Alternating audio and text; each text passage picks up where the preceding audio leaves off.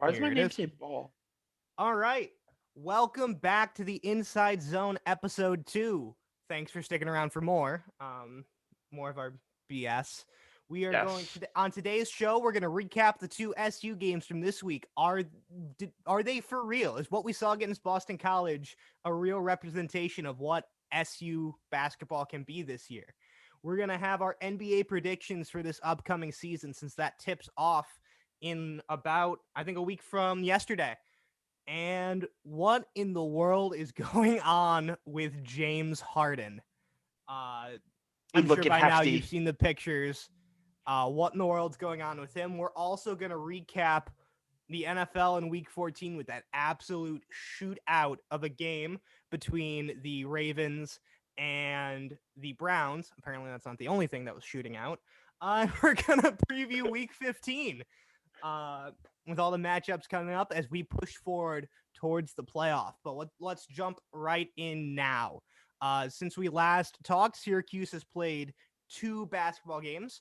The first coming against number 19 Rutgers. They dropped that one 79-69. Marek Dolezaj had 14, Quincy Guerrier with 18, and Alan Griffin with 20 as the leading scorers.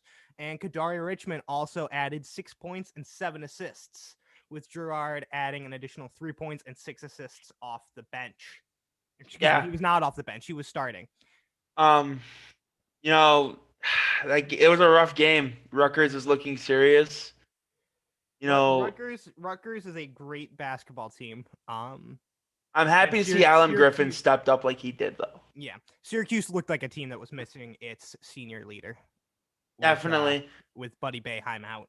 Um, Um, it didn't show much against Niagara, but Rutgers is a much better team than um, Niagara is. ranked Uh, 19th in the nation. So Yeah. I think the fact that we were so close with them for so long and actually jumped in front for a while. I mean, we were up 6 points late in the second half. It's a testament to the grit of this team. But I mean, you look at the minutes played, and it's obvious that players were just exhausted and couldn't finish it out.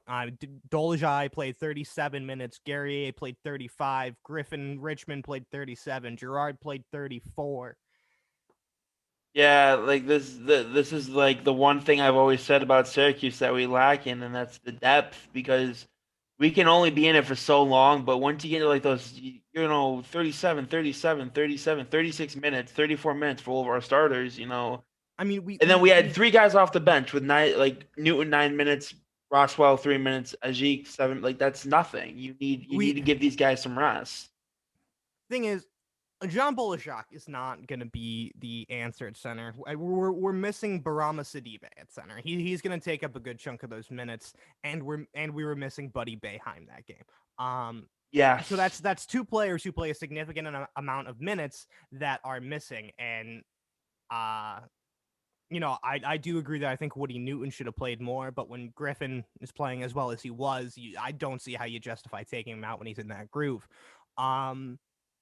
But this is a team that has the potential to go 9 players deep now that they have Buddy Boeheim back. And once they get, whenever it is that they're going to get Barama Sidibe back.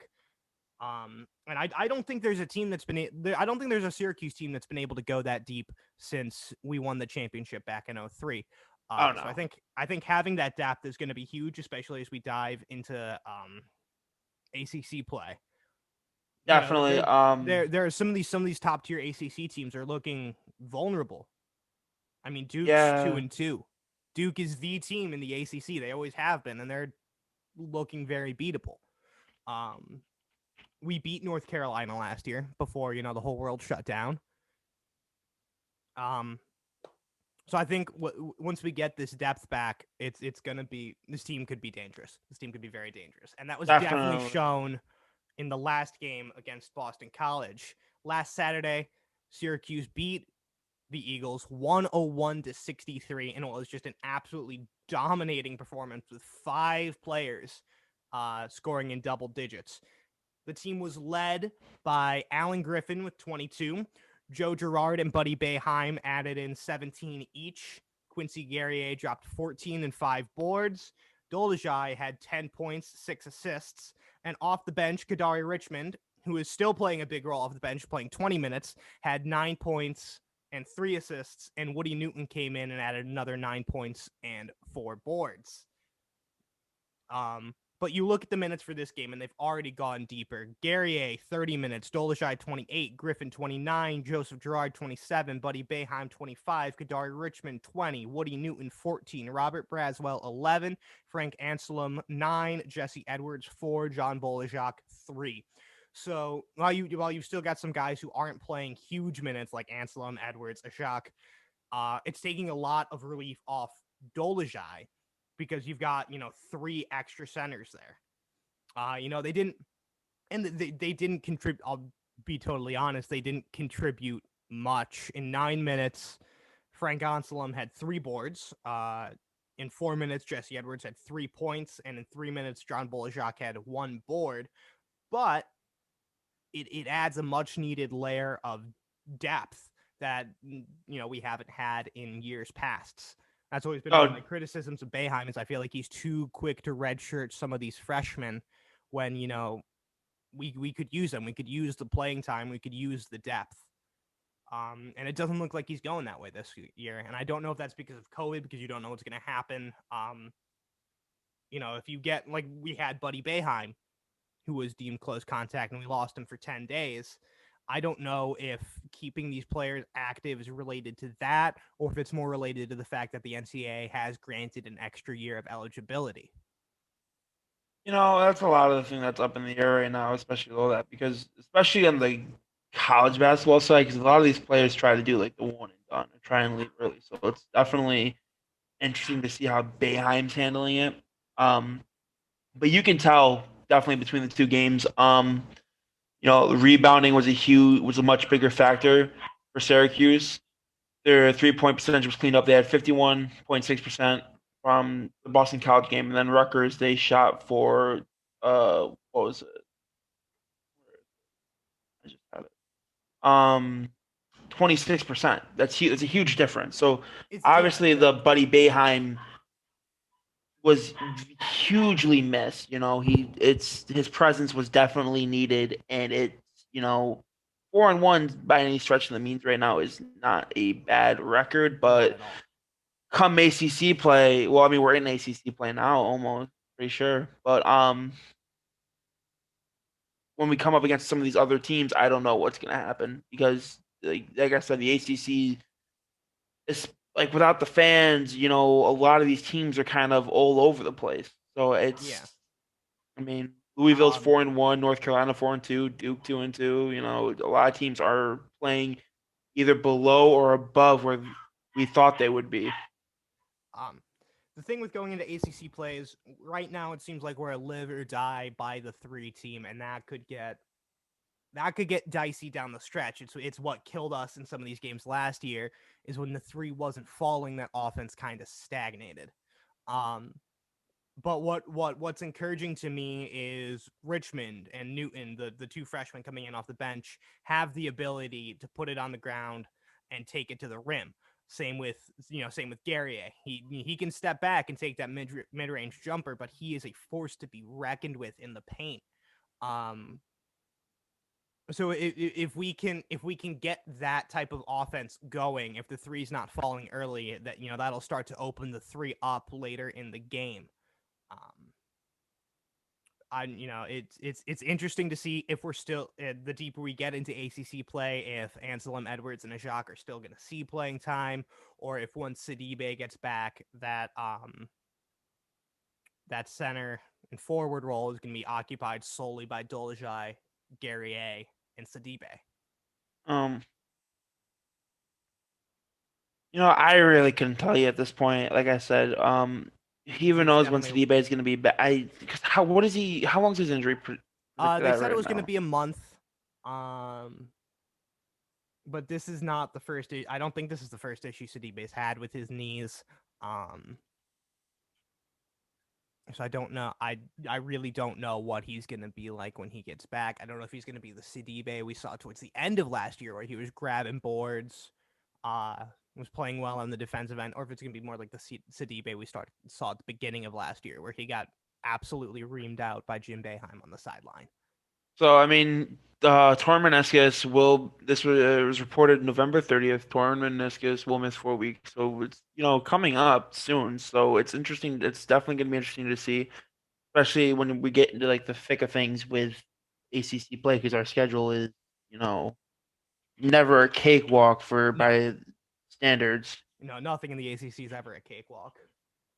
Because we got who do we have next? We have We play Northeastern Huskies. Then we we play got Northeastern today. I'm not sure what the Buffalo schedule is. Saturday, Notre Dame next Tuesday, then Wake Forest on the 30th. So like, and then we get like UNC, Florida State, Georgetown. So it's definitely not going to be an easy schedule by No, any means. but like I said, the fact that even without one of our best players, we were able to hang with the top 25 team. We were right there with Rutgers for most of that game. So that's definitely an encouraging sign going forward. Oh, I would say so. Yes, Moving it's on a now, the NBA season, the preseason is already underway. The regular season tips off in 6 days on Tuesday, the 22nd, with the Warriors and the Nets, and the Clippers and the Lakers. Let's start with predictions for those two games. Warriors, Nets. Who you got? um. I got to go with the Warriors. I was watching the preseason game a little bit, the beginning of it, for the Warriors the other night, and it was just, Steph was shooting his you can't I don't know what you're gonna do to stop that, It's Steph. And then I also gotta think too, as much as Kyrie and KD are good players, they've had chemistry issues. Like the other day, they were on that live stream together, and they were talking about it. It's just like it it seems like maybe they were just joking around, who knows? But it was just like they were talking about posting up, and KD's like, no, we agreed to like 2.5 times, like even though Kyrie said like 11. It's just so like who knows how that chemistry is gonna work. Yeah. Um, Um, I also got to go with the Warriors for kind of the same reasons. I think it's going to take time, because Kyrie and KD are both players who are used to being the guy. They're used to KD's had some experience not being the guy when he was on the Warriors because he had to play with Steph and Clay. Um, but Kyrie, even with LeBron, he wanted to be the guy. Um, let me just say this for Kyrie like just disrespected LeBron. The whole thing that he said like I finally have a guy I can count on in clutch or like to shoot and trust. It's just like that's a huge shot he at needs someone who's considerably throughout the league right now, the greatest player of our generation yeah currently. And I'd he say now it's true. arguably the GOAT. That's a conversation for another time. It's Yeah, just he he just took definitely. a major shot at LeBron. And I would if I was LeBron, I'd feel disrespected. And when you circle that game on the calendar and it's coming. Oh yeah. Um, but I think it's going to take some time for chemistry to develop between uh, Kyrie and KD and the whole team. So I think the Warriors come out and take this one. The other game, the Lakers and Clippers. Who do you got there? They go the Lakers, man. I also got to go with the Lakers. I think they're Like still it's riding high from the championship. I know they haven't had a lot of time off, but they're still riding that momentum. I think they take this and start on the way to potentially another championship. definitely like the Lakers are. I like, and you gotta think like this. I don't know much about Taylor Horton Tucker, but from what I've seen from him this preseason, he's looking good and he's looking special, and he's even got the praise from LeBron. And like to have that as like coming in, LeBron's a guy who's gonna recognize talent and he's gonna say what he's gonna say, but like he's showing up. It's only like I said, it's only preseason, but he's showing up. When they played the Clippers in preseason, he had 41 minutes, had 10 rebounds, 4 assists, and 33 points. Yeah. Like he played better than Kuzma. The way I see it is the Lakers are the team until somebody beats them, until somebody dethrones them. They got too much talent. No, and it's So crazy, but like you gotta think about it too. Like it's just I don't know. I like the Lakers. I do. I just it's starting to shift again. Like the league is shifting. It was like yeah, the Warriors, now it's gonna be the Lakers. It was the Heat before then. It's just it's always constantly changing and shifting. But there's a lot of young talent in the league too. So who knows where some of these small market teams can go. Who do you have as your MVP for this year?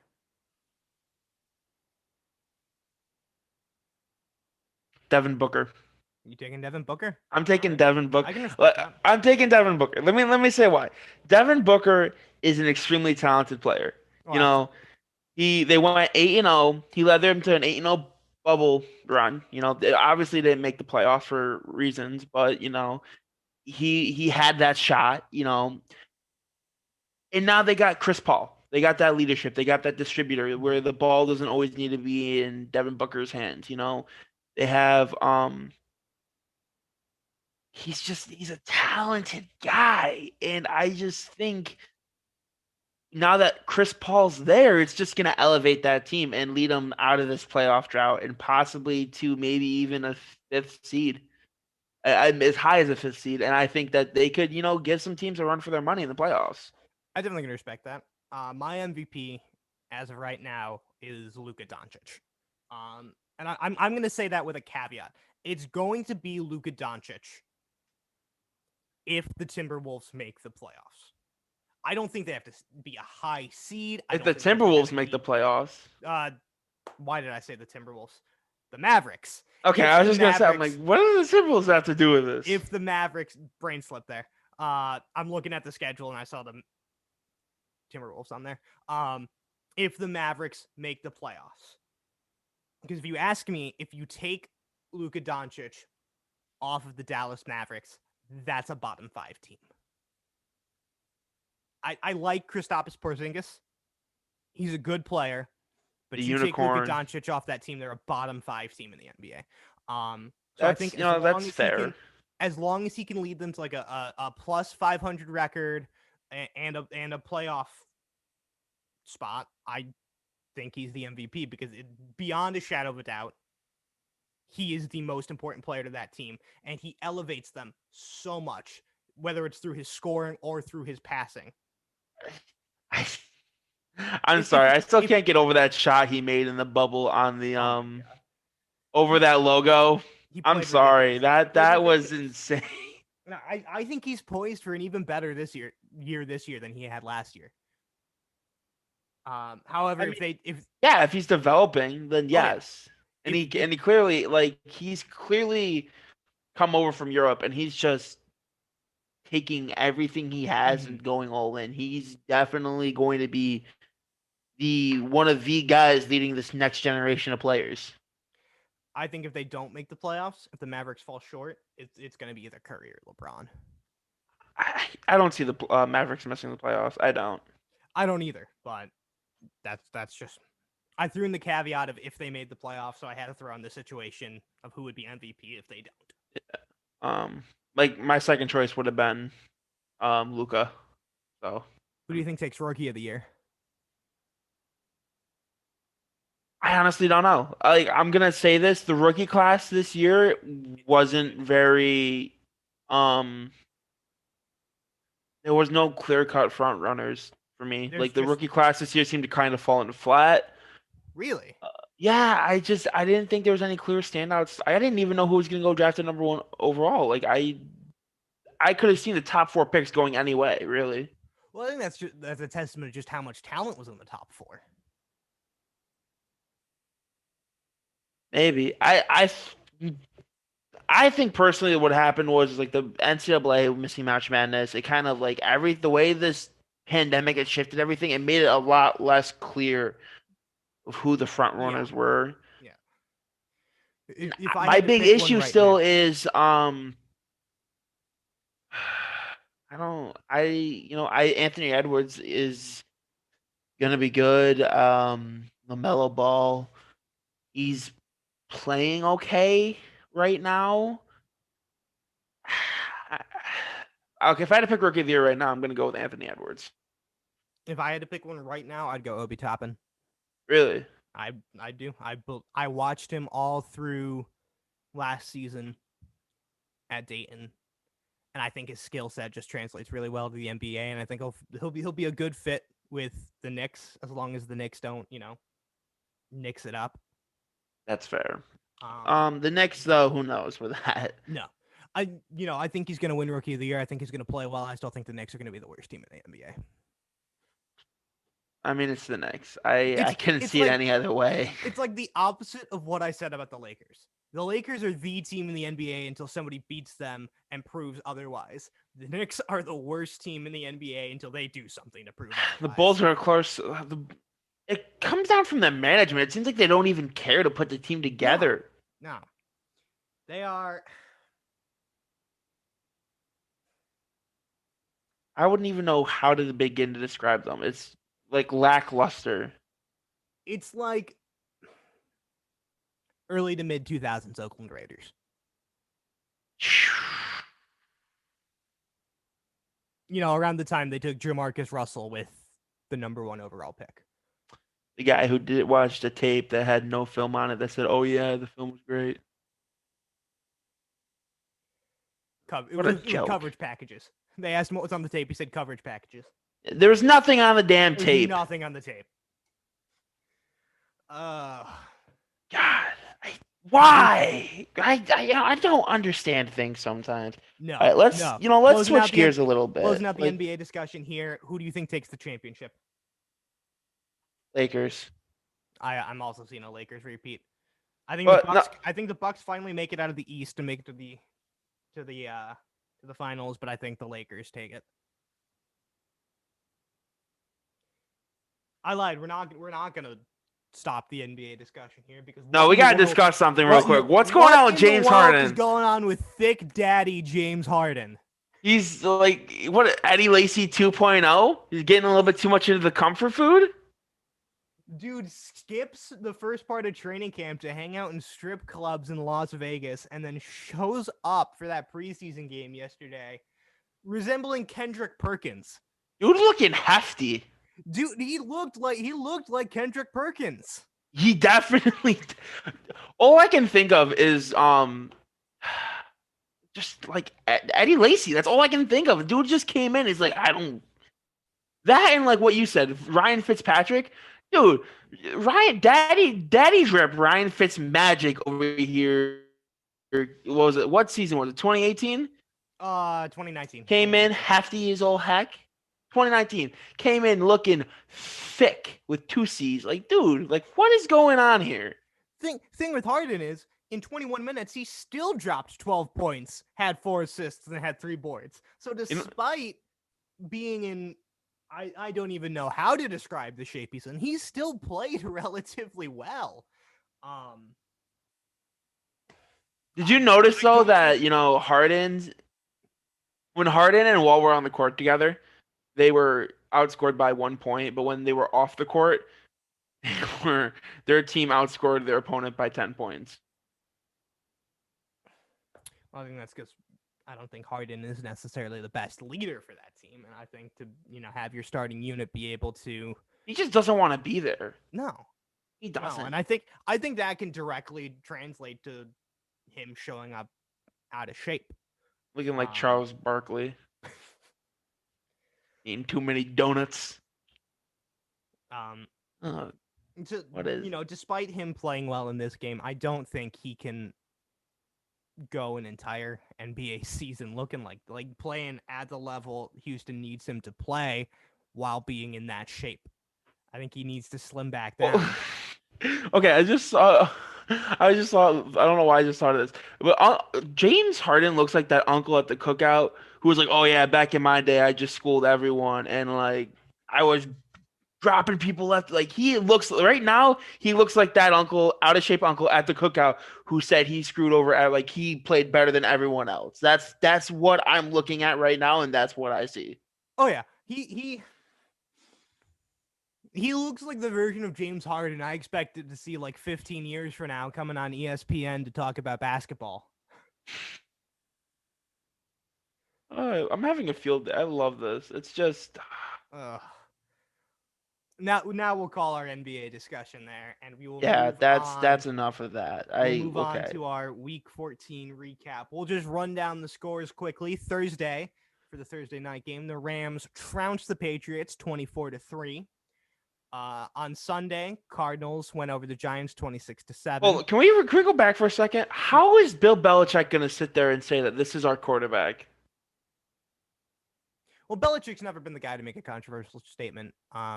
Like you go back even to when Brady was there, and he'd have some injury, and the reporter would ask him, is Brady gonna play on Sunday, and he'd say, we're gonna play with the 53 people that we have on our roster. Yeah, that's okay. He Okay, well he's let's. he's not going to be the one to come out and say, "Oh yeah, no, we're moving away from him. We're making plans for this. We're making plans for that." He's going to move pieces behind the scene if he really doesn't think that there's a future with Cam Newton at quarterback, which I don't think there is. I think Cam Newton is past his prime. I think he's had a couple good showings, but He just doesn't fit the scheme they no, have. no. But I It's also don't think bad. Jarrett Stidham is the answer. I wouldn't say so either, but to keep throwing like screen passes when it's like 3rd and 20, and just every third down, they're pretty much running a screen pass. It's just not. It's clearly not working. Why keep doing it? Yeah.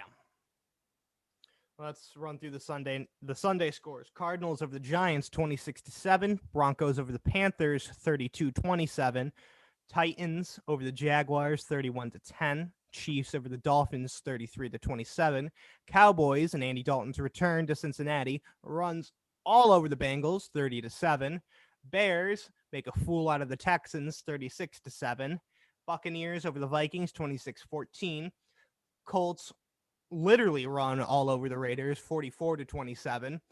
Seahawks continue to help the Jets tank 40-3. Washington, without Alex Smith, takes out the 49ers 23-15. Eagles fall. That's not the right score, is it? Eagles won. Yeah, Yeah, this website's wrong.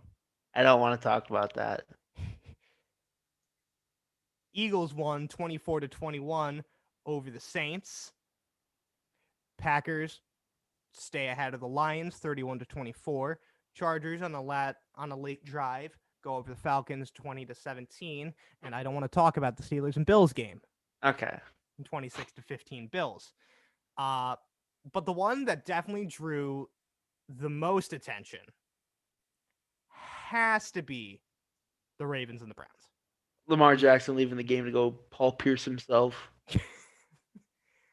He's coming out and he's saying that he didn't use the bathroom. No way do you go back to the locker room for a cramp. Dude had the walk. He walked off the field looking like he was trying to hold in some. No, I'm sorry. I don't care what kind of cramp you have, but you are not walking off the field like that, Absolutely looking like you have. No, absolutely not. He went and used the bathroom and came back and threw a touchdown on 4th down. Mind you, the first play he came back, he threw that tutty. Yeah, The tutter. So the Ravens That game was insane. 47-42, which makes that AFC North race just that much more interesting. I was really hoping the Browns would win. And I'm sorry, but I know you're a Steelers fan, but to see the Browns win the AFC North would be just a beautiful thing to see. Touching on my Steelers. Is it time for the Steelers to hit the panic button after that loss to the Bills? No, I'd say no.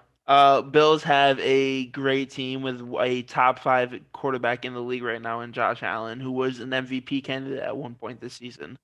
If you ask me, I think he still needs to have at least some pull in that discussion. He does, not as much as he did. No. The thing is, that game, the Steelers just they can't run. They couldn't get anything going, and the Buffalo Bills' run defense isn't that spectacular. So the fact that they couldn't get anything going on the run really help bail out Ben at any point just was not a good take. And I put the blame for that almost entirely on the offensive coordinator. I put almost all of it on Randy Feichner. Yeah, because Connor had 10 carries, 18 yards, average 1.8 yards a carry. That's not James good. Conner. No. And the entirety of it is he calls the most predictable run plays with the most predictable blocking schemes. If you go back to the first 5 or 6 weeks of the season, where we're pulling the guard, we're throwing in these end arounds to Claypool and McLeod, we were running the ball well. I think we were top 5 in the league in rushing yards. Ever since then, it's been straight up the gut, or have Connor bounced around the outside. And Connor's never been one to bounce the ball around the outside. He's a north-south runner by trade. Yeah, so to him, it just doesn't look like he doesn't look comfortable running the ball right now. No. And some so I almost threw my microphone. Some of the blame for the issues with the running game for at least for Sunday have to be on the fact that pieces were consistently changing on that offensive line with injuries. Filer went down. Kevin Dotson came in to replace Filer, and he went down for a while. Then Okafor on the right side went down, and it was out for, I think, a couple possessions. You guys are just falling apart due to injuries, aren't you? No, I think that's the direct result of playing 3 very physical games in the span of 12 days. That's true. That is, I'm gonna go on a little bit of a rant here, and say that this is the second time this season that the Steelers have been screwed over by rescheduling due to another team's failure to contain a COVID outbreak. You go back to the game against the Titans. Forces our bye to be in week 3, meaning we have to play 13 consecutive games without a bye week. That's a long time. That's definitely it's a long time, and it's begging for injuries. Especially when you guys play as a tough, gritty style as you guys play. Mm-hmm. And then you get to the game against the Ravens, and they have shown that outbreak is tied to the fact that a strength and conditioning coach was A, not wearing a mask around the facility, and B, not reporting or lying about his symptoms. And yet, Roger Goodell still hasn't done anything. Really. Not a thing. Dude's a clown. I'm sorry. He's a clown. I don't care what people think about him, but like, I hate him with a burning passion. He's a clown. He's just got a face that I want to punch. He's got top 10 most punchable faces in the world. And then the Ravens get a full week off after the game against the Steelers. Steelers don't even get a week to prepare for a resurgent Washington team.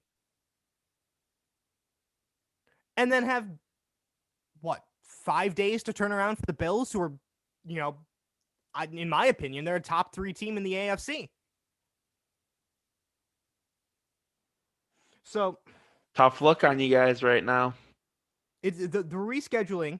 Can you bounce back from adversity? And sets us up for the toughest part of our schedule with limited rest. Gotta get through the adversity. I mean, you guys got the Browns hot on your tail pretty much too. Not that far of a race. We need the Browns are 9-4. If we win Sunday, if we win Sunday or Monday, against the Bengals, we clinch the division. No, the Bengals are gonna lose. Maybe not. I don't know. They're 10-2-1. 2-10-1. Oh yeah, 2-10. Wow, I said that wrong. That's my bad. The rescheduling, and I am not going to sit here and use that as an excuse for why we lost that game against the Bills. We came in with those holes, and Sean McDermott did a much better job attacking those holes, both offensively and defensively, than we did patching them. Yeah. So it was just I really got to give all the credit in the world to Sean McDermott for that, because that was a great coaching job. It was a great game plan, and it was a great job sticking to the game plan. I knew what they were doing from the get-go. They were going to attack the middle of our offense, or of our defense, where we don't have Vince Williams, we don't have Devin Bush, we don't have Bud Dupree, we don't have Robert Spillane. He was going to attack there, so that in the either later on in the first half or the start of the second half, he's going to it frees up Stephon Diggs and Cole Beasley on the sides. The connection that Diggs and Allen had, though, was insane. 130 yards on 10 receptions, averaging 13 yards a reception, and a touchdown. It's not. If you ask me, it is a toss-up right now between Stephon Diggs and DeAndre Hopkins for who's the best receiver in the league. Really? You're going to go Stephon Diggs and DeAndre? Mm-hmm. I don't know how to respond. Who else are you putting there? I can't put Thomas this year because he's been injured and he hasn't looked great. Kelsey. Kelsey's a He's not a tight end. receiver. But he's I'm talking. look I'm at him. Well, talking look at wide how he's receiver. playing though. I'm talking positionally wide receivers. I'll listen to arguments for Tyreek Hill, The connection but I that think if I'm going with one player to go up and get a pass in clutch time, Metcalf. I'm choosing between Stephon Diggs and DeAndre Hopkins. I'm choosing Metcalf. Like I said, I'll listen to arguments for Tyreek Hill. I'll listen to arguments for DK Metcalf. However, to me, it's between those two for the top wide receiver in the league. And they did a great job targeting a secondary that was also weakened without Joe Hayden to go after Stephon Diggs and Cole Beasley. You telling me that if you see Stephon Diggs one-on-one with Steven Nelson, you're not going to attack that? Oh no, I'm throwing that all day. Joe Hayden. I'm telling Allen to sling that. If Joe Hayden's there, I might be a little more hesitant. But Steven Nelson, I'm still telling Allen to sling that. I think even with Hayden there, I'm prodding at that connection with Diggs. But I might be a little less inclined to if Joe Hayden's there. So even Nelson has shown too much of a proven to be too much of a liability in man coverage. And you can't play zone against the Bills. You can't play zone against the Bills because there's one thing Josh Allen is great at. It's finding weak spots in the zone. He's just gonna run it too if he can. Mm-hmm. If he gets that spot open, he's gonna take it downfield and run it himself. And my biggest criticism of Josh Allen is that he buckles under pressure from opposing defenses. And the Steelers got a lot of pressure on him. And he didn't buckle. No. He stood in there, he took some licks, and he slung that ball. And he did a great job of not getting in his own head after those 2 first half turnovers. He's looking a lot more composed. I'll tell you, he definitely is. He's grown as a player. And I think a lot of that can be tied to the. I'm gonna take an early prediction for next season right now. Josh Allen wins MVP next season. The Bills go to the Super Bowl. I could see it. I'm calling that right now. You heard it here first. But I think a lot of Josh Allen's growth can be attributed to the addition of Stephon Diggs. John Brown, great receiver. Cole Beasley, pretty solid receiver. I've always thought he was a little bit inconsistent. They're gonna have to get some. Hasn't been this year. He's been pretty consistent this year. They're gonna have who's their? They got Knox is their tight end, right? Dawson Knox at tight end, yeah. They've done a great job of putting a team around him. I think, yeah. And I think now that they're starting to get healthy on the defensive side of the ball, you could look at a team that maybe is a dark horse team to come out of the AFC and make the Super Bowl this year. I still don't think they beat Chiefs. I think it would be. I think I'd predict it to be a much more competitive game than I would have 2 weeks ago. Just because over the last 2 weeks, that defense has improved drastically. Well, we'll see how their defense does next. We'll see how not their Bills. We'll see how the Chiefs do next week against Saints team. With that, let's segue into previewing next week's matchups. Some of the more interesting ones on here are going to be the Bills at the Broncos. I did not think I'd say that. That's going to be... Broncos are coming off of a hot performance last week. And the Bills are on the roll of a lifetime right now. I think this is the best. Growing up in Central New York, we've seen a lot of Bills football. It's pretty much the only thing that we get around here if you don't buy Sunday ticket. The game I'm most excited for next week is where is it? I just had it pulled up. Um, Washington versus Seattle. That's the game I am most excited for. Yes, I think that game is, Washington is a much better team than their record indicates. and I've looked at the teams of the NFC East. Their offenses are nothing crazy, but their defenses are just absurd. With the exception of the Eagles. I mean, yeah, screw the Eagles. Uh, That game pissed me off. I'm sorry. But we had one of the best running defenses in the league, and Taysom Hill is.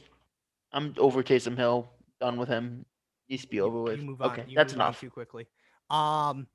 Anyway, I think if they put Alex Smith in sooner, you're looking at a team that's 9-4 right now. 9-4, Yeah, 8-5. because what was their schedule? What is the Washington schedule, man? Let me look. Eagles week 1 they won. Cardinals week 2, which I think they could have won with that Alex Smith? game. Yeah, Yeah, because they lost 15-30. Browns week 3, 35-20. They could have won that. I think it's a lot closer. I think it's maybe a field goal game with Alex Smith. Ravens 31-17, still a close game that could have gone either way. The Rams 30-10. I think they would have lost that. The Giants 19-20. That would have been a win probably. Cowboys third, they won third. That one. Giants 23-20. They would have won that. They lost to the Eagles by 3 points, which they would have won that.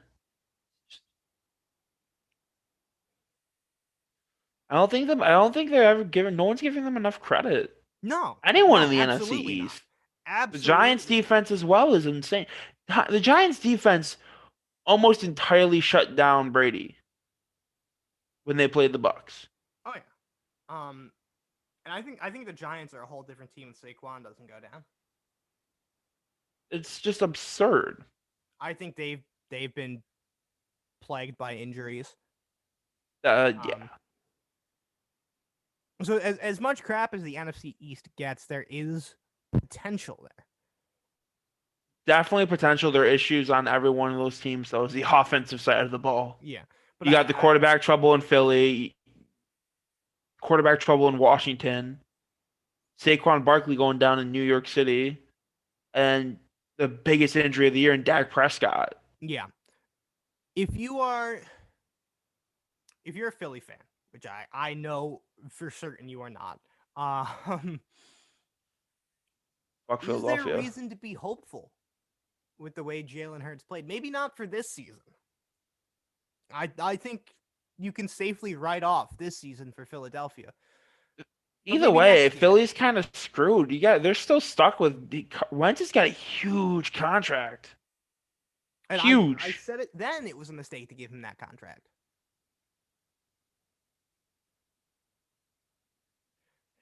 But with Jalen Hurts at quarterback,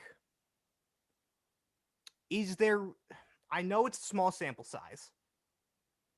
Is there reason to be hopeful? Yes. They ran a much more balanced game. I don't know why they've had the chance to run the ball and they have a decent running back and their run game is not awful, but I don't know why they've refused to run it and run a balanced team all season. I don't know what they're thinking or why are they just letting Carson Wentz sling it like that. He can't be the whole offense. Are you ready to give up on Carson Wentz as a quarterback? Or do you think he could find a home elsewhere? No, he's going to find a home. Honestly, if he was to be traded or on the market, if he were to come to New Orleans, I would not be entirely disappointed. You got to find a team that's willing to absorb that cap hit, though. You know, if you're going to trade him, you're going to take it's a big contract. And he's still got what 2 or 3 years left on it. You could find Philly to take a way to absorb a lot of it, and I think they would in order to just kind of move on. There's a lot of things that's going to happen in this offseason. Like, where's Jimmy Garoppolo going to go? Carson Wentz. What's going to happen with Sam Darnold. You got Breeze, who's going to potentially retire. Cam Newton. Um, A lot of uncertainty right now. yeah. I Do you still do you think think do you think Carson Wentz's poor performance is more of a reflection on him as a quarterback or Doug Peterson as a coach? Peterson, because look what happened. You brought Jalen Hurts in. You ran a much more balanced offense, and he was able to actually do stuff instead of having to be out there the entire time just trying to create stuff. Off like Carson, when you put Carson Wentz out there, where's his stats? Hold up, he's I think two a lot thousand of it is a six hundred reflection. yards. I think a He's lot of it is on the front office. I think it goes beyond Carson Wentz. I think it goes beyond Doug Peterson. I think it goes into the front office. I mean, how long has that offensive line in Philadelphia been terrible? Whoa, whoa, whoa, whoa, whoa, whoa, whoa. I would not say they're terrible. They've That's the given up same the offensive most. line that won them the Super Bowl. They've given up the most sacks in the NFL this year. Maybe they were doing it on purpose. Maybe they want Hurts in. Maybe Bull- they're Bullshit. trying to get two Christmas Bullshit. gifts. That's what it is. They're trying to get the two gifts from the quarterbacks because you got the guy who's getting paid. I don't know. I just, I remember watching that Super Bowl, and a lot of it was Nick Foles rolling out of the pocket. He didn't stay in that pocket much because Yeah, there really okay. wasn't a pocket. Still, don't disrespect Jason Kelsey. He's probably the best center in the league. You Don't, you Danny. can be Don't you do that. you can He's, be you know a me. great offensive lineman and be part of a offensive line, if you ask me. It could be worse. It could be Andreas Pete right now. The dude's freaking wanted right now for stealing millions of dollars from the New Orleans Saints. Did you see that tweet? I did not. I Let did me not. let me see if I can find this tweet right now.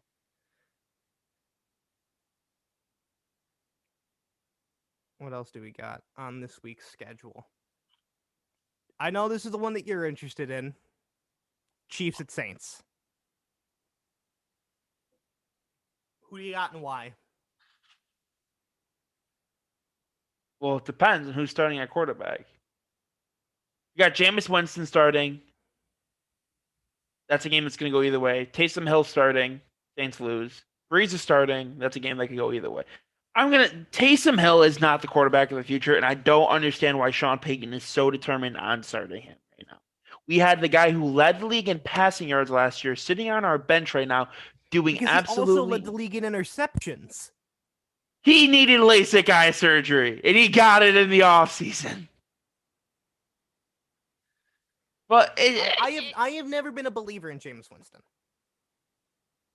I'm more of a believer in Jameis Winston than I am in Taysom Hill because let me say something. Taysom Hill in sample size is great because you see glimpses of greatness, and in sample size, it's great. It works out, but he is not an NFL starting quarterback. I'm sorry. I love the Saints, and I don't care Saints Twitter's going nuts because for some reason everyone is so convinced that Taysom Hill, like the team's got all the fans bought into Taysom Hill, but I sure as hell ain't. Like, he's not the guy. He's not. He never will be, and he can't do it. He just can't. It's been proven he's not there. He's not consistent, and the teams he played well against were dog teams. I rest my case. I find it funny that you're throwing out that not consistent tagline for Taysom Hill while lobbying for Jameis Winston to start. I find it ironic. I'd say yes. You know what? It is a bit ironic, but at least we get a chance to try and do something different. I think no matter who starts for the Saints, because I don't think it's going to be Drew Brees. I think the earliest we see Drew Brees back is the playoffs. No, yeah. I think an injury like that, you let him rest as long as you can. And the Saints can still win. The Saints are locked into the playoffs. Saints could still win. Patrick Mahomes is not invincible. He was picked off 3 times. Like that was a huge win for the Cowboys. Against a very good Miami defense. And the Saints defense isn't good. I I'm not saying that, but I think the odds of Patrick Mahomes making those types of mistakes 2 weeks in a row is slim to none. The Saints have statistically the top 3 defense in the league right now. They're I think Patrick Mahomes is too good of a player to let himself make those mistakes 2 weeks in a row. I think it's going to be a shootout because I really don't think the Chiefs have that good of a defense. Um, so I think it's going to be a shootout. But I think the Chiefs take it 35-30. we'll see. But obviously, the matchup everybody wants to talk about, the Rams and the Jets. How badly do the Jets lose this week? They don't score. Really? You think they get shut out? Yes. Look at the Jets. I'm sorry, but like they're not. They're in lose now mode. They put up what 3 points against the Seahawks, and the Seahawks defense has not been good. Yeah, you know how many points total they put up this season? Let's find out how many points total they put up this season. I'm guaranteeing you it's the lowest in the league. The Jets. I Okay, don't I'm think gonna quick. I gotta do quick math. Hold up. Let me get my calculator out.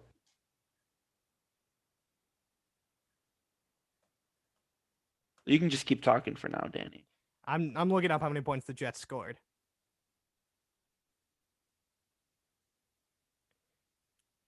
They have 213 yeah. first downs as This man opposed to 319 given up. They are 53 of 161 on third down conversions. They're not great. They've given up 21 sacks. Or excuse me, they have 21 sacks. They've given up 36. Adam Gase needs to be fired. I don't know how it's one of the biggest mysteries in my life as to how in the world that man still has a job. No, the biggest mystery. How he wasn't fired after last season, I don't know. How Greg Williams was fired before him, I don't know. Like, don't get me wrong. I don't think Greg Williams was a great defensive coordinator in New York. But how did he get fired before Adam Gase? Does Adam Gase have some sort of dirt on the He's on the got Jets front to. office? He He's has to. got to. There's no way he doesn't.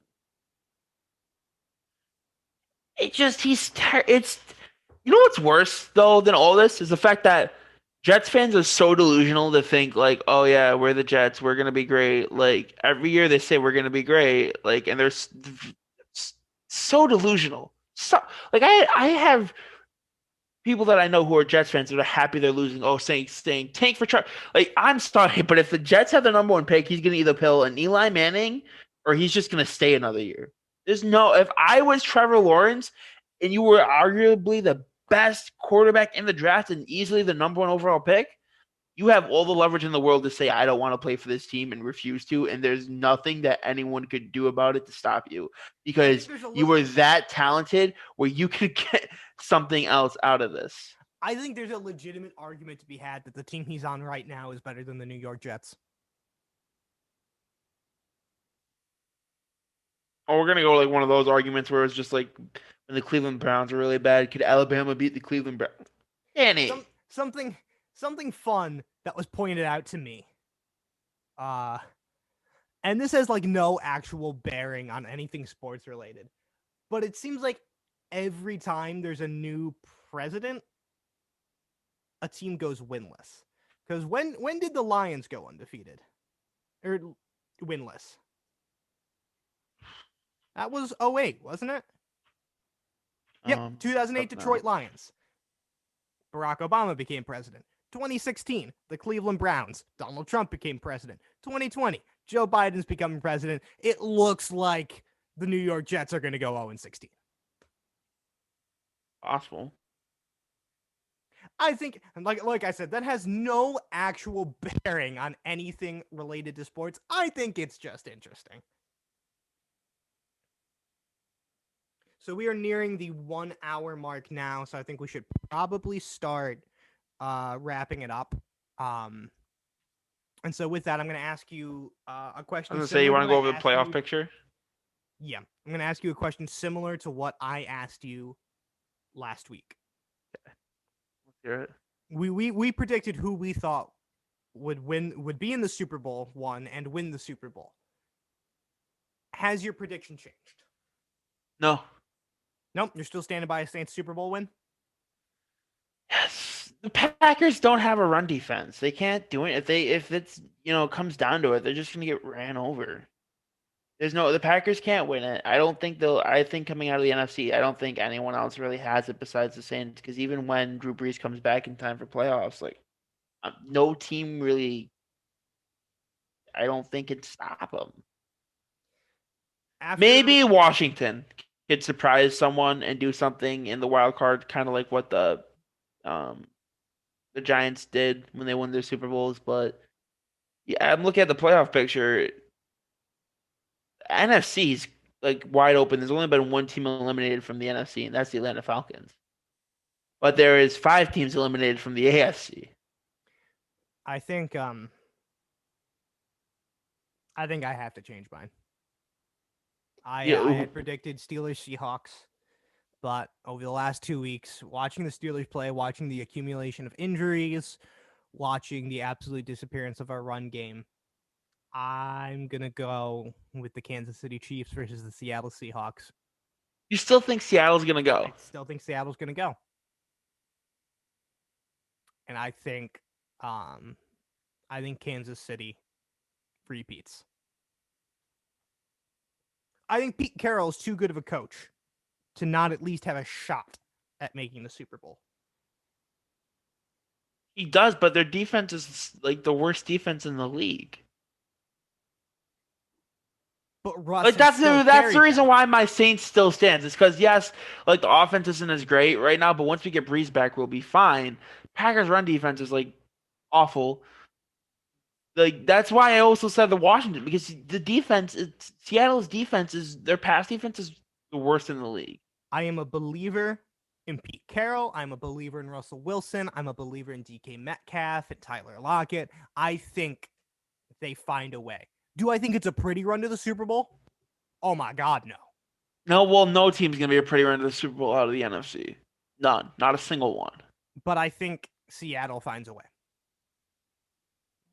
I think if a game Find is out. coming down to a shootout, like most games against Seattle are going to be, I think there's just too many weapons on Seattle's offense. I still think Washington beats them this week. That still stands. So right now, I'm going Washington versus Seattle, or not? Why did I say Washington? Because I'm looking at the schedule now that you brought up Washington and Seattle. I'm going Kansas City and Seattle,